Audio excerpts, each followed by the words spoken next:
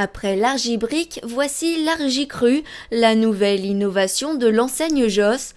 Lancé en avril 2014, ce concept novateur permet de stabiliser la température et ainsi conserver au mieux le vin, un produit 100% naturel qui s'inscrit dans la démarche énergétique de l'entreprise. Le vin, on va le mettre dans un cocon, comme dans un sarcophage.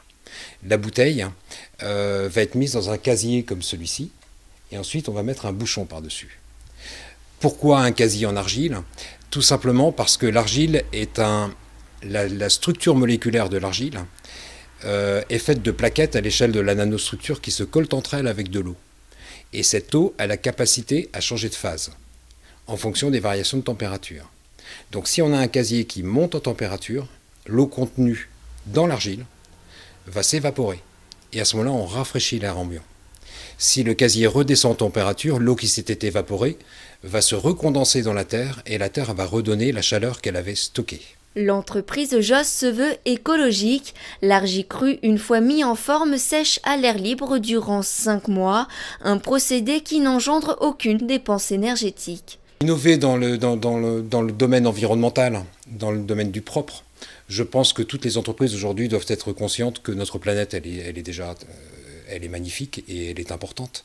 Et il est très important que les entreprises, que l'industrie se mettent au diapason déjà de la demande du marché et même pour des convictions personnelles.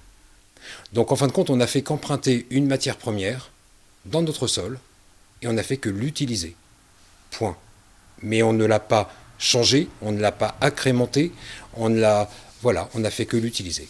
Depuis avril 2014, l'enseigne Joss a vendu plus de 5000 briques d'argicru, un chiffre qui montre le succès de cette entreprise locale et bientôt internationale puisque l'argicru sera proposé à l'export d'ici quelques mois.